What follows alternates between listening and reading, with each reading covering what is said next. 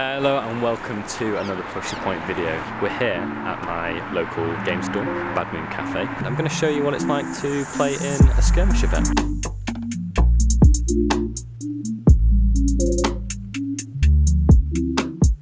Firstly, what is a skirmish event? As you can see on the OP pathway, skirmish events sit right at the bottom on tier 1 alongside your weekly armory night event. Today's skirmish is blitz format. Let's take a look at what I have in my bag before we head into round 1. First of all, play map. Next up, I've got my hero card.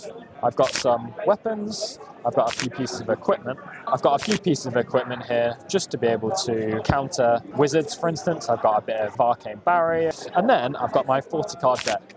This is nothing special. I just found this online, so I just simply a net deck, and now I've just sleeved this up. Lastly, 4 6-sided dice, and then here I've got a few tokens, one of which is my fantastic metal fab token, resource counter. And that's everything. That's all I need. Dorinthia Quicksilver does what again? You say you were going...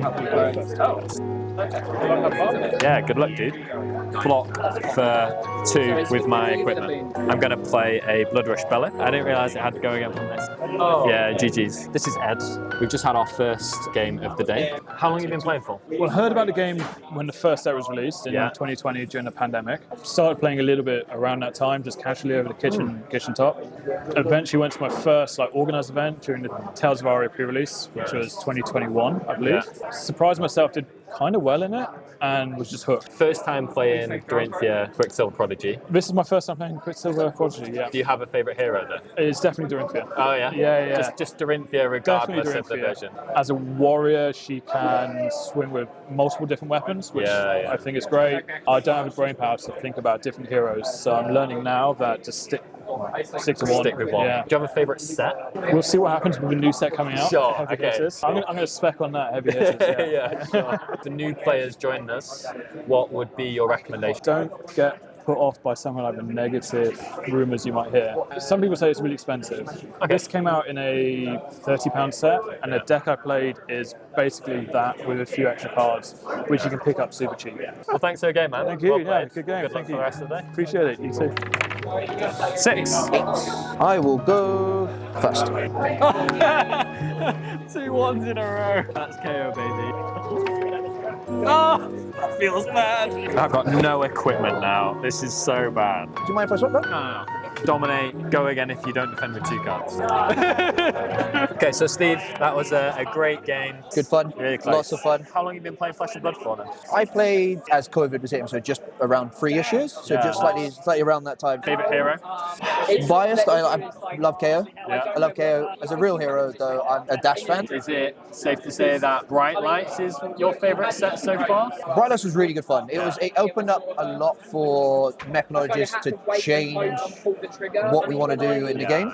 But as a set, Everfest was just fun. Cards that just allow for more casual play. If you had any advice for new players, what would you tell them? The really easy way to get into this game is to take a game that you really like and associate a hero with a character from that game. Let's say you're an Age of Sigmar fan and you play the Stormcast Eternals, maybe a Bravo because of the fact that he is big, tanky guy. If you play D&D, you could probably find a character quite similar to one you built yourself. Bonus question, how important would you say community is down here at Bad Moon? What do the local armories look like? You know, making sure people are having fun with the game. Yeah, the philosophy of your armory, letting the community then form it from there and change it. But as long as you have something in place, by doing that, you then get a lot of players that come down and they help other players out. They supply them with cards, they let them borrow cards. 6 months ago, 8 months ago, these people started playing this game just, this is fun. And now went to Barcelona, to Belgium's Battle Hardened. That's all because they met through this card game. Amazing. Thanks, Steve.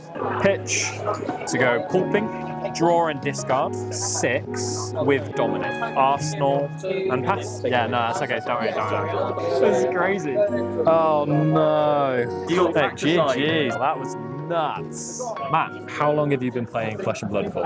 I'm playing not very long at all. I've been in for many years. Since my first armory last week. Okay. So this is my first proper event, I guess, collecting for a few years, probably since like Monarch. Favorite hero? Oh, I think favourite hero has to be at the moment the Data Doll. I don't know if it's good for new players. You don't have to think so much about blocking, which maybe is quite different to other card games, and you can kind of focus a lot on yourself, I think, on Data Doll. And it's also just fun to like turn over cards, see what you get, and then when it does work out, it is a little bit unfair. Do you have a favourite set of Flesh and Blood? I mean, Bright Lights did enable, I think, Data Doll a lot. I think she was a big meme before. Now she might be a meme, but I think she can surprise people. As we've seen. So I think Uprising would be probably my favourite, just because of the dragons. The marble dragons are huge in terms of like collectability. Super rare, super beautiful. So yeah, it's probably my favourite set. Any advice for other new players like yourself? You really have to like enjoy and like get into the game. So you really have to find a character that you enjoy. It took me quite a while, I think, to find someone that I really wanted to play. And I kind of hope that Legend Stories, they can bring out like characters that play to very different play styles, because then that can facilitate different players. With characters like Data Doll, who are a little bit more like flippy, that adds like some fun element for me, I think. I would say just try and find something that suits you, and then that will make you enjoy it, and then you'll want to play more. Well, thank you so much, mate. Well, thanks for the game. Yeah, really congratulations. Well done. Cheers. Keep going. Good luck. Yeah, good luck, man. With my Arcane Barrier, block 3. A measly 15, and then I'm going to Reckless Swing. This is such a weird hand. And then I'm going to come in for 6. Yeah, that gets me. Well played. Philippa. So how long have you been playing Flesh and Blood for? Sure, I think between 2 and 3 years. I Okay. sort of started towards the end of Crucible, beginning of Monarch. Okay, So nice. going a while back. Do you have a favourite hero? I do. It's Arachne Huntsman. Really big fan. I've been playing them since they came out in Outsiders. Playing to a fatigue game plan, but also sort of fixing your opponent's deck, looking at the top. Do you have a favourite set? I do, Crucible of War. Crucible. Oh, really? Yeah.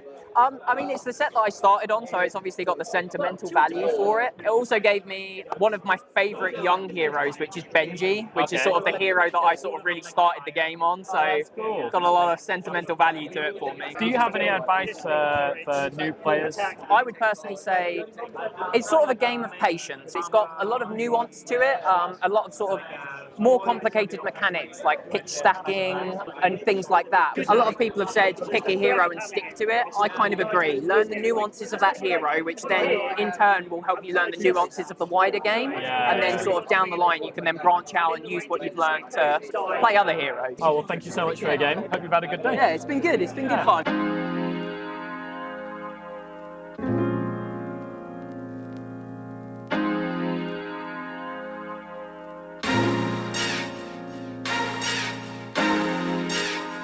In second place, Mark, congratulations. First place, Thank you very much.